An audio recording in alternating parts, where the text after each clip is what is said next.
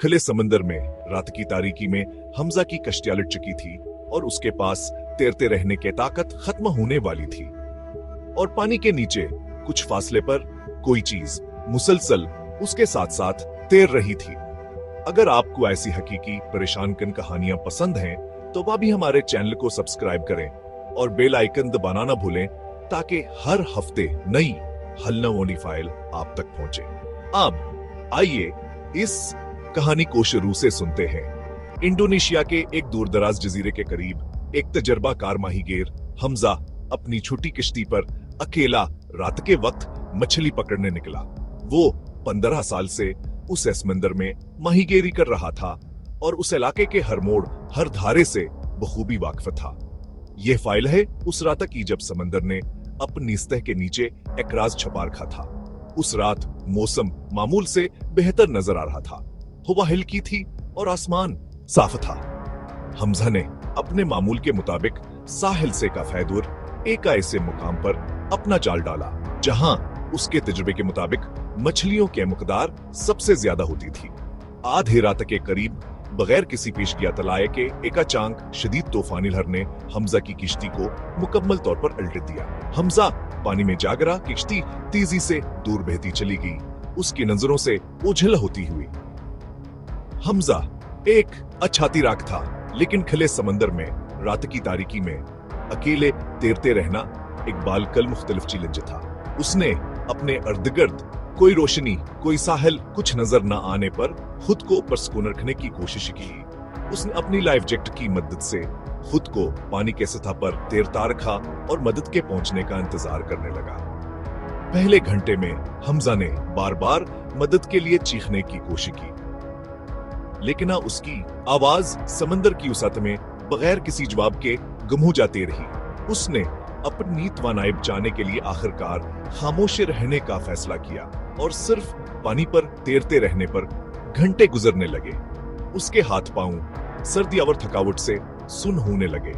उसका जहन थकावट और खौफ के मिले जले एहसास से धंधलाने लगा। उसने खुद को जागते रहने के लिए अपने खानदान, अपनी बीविया और बच्चों के बारे में सोचना शुरू किया।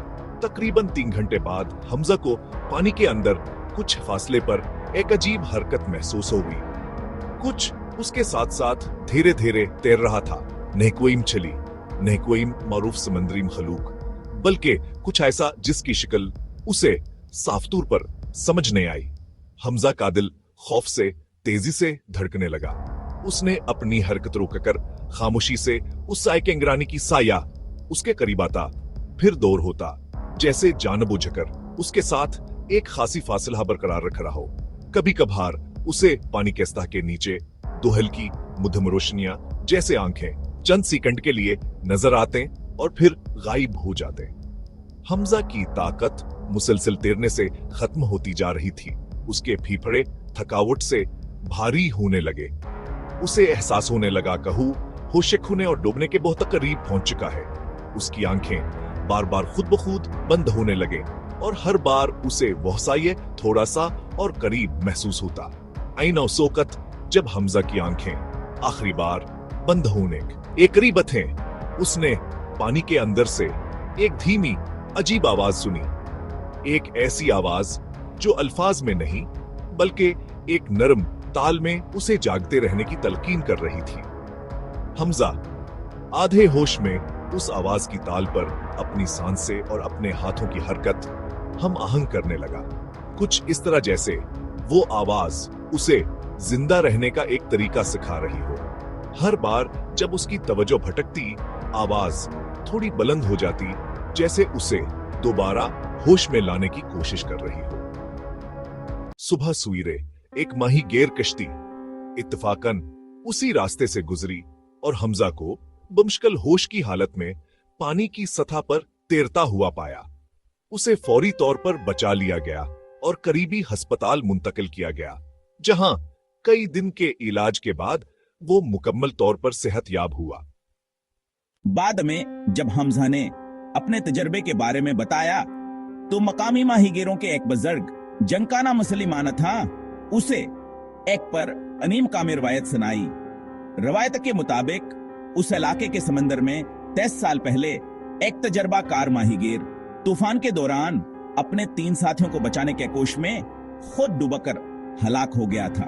उसके 3 साथी बच गए, लेकिन वो खुद कभी साहिल तक वापस नहीं पहुंचे। सिक्का सलीमान ने मजीद बताया कि उस वाक़े के बाद से उस इलाके के कम अज कम 4 मुख्तलिफ माहीगीर उसी समंदर में हादसात का शिकार हुए और हर एक ने बाद में पानी के अंदर से आने वाली एक मानूस ताल भरी आवाज या साया महसूस करने का दावा किया, हमेशा उस वक्त जब वो डूबने के बिल्कुल करीब पहुंच चुके होते।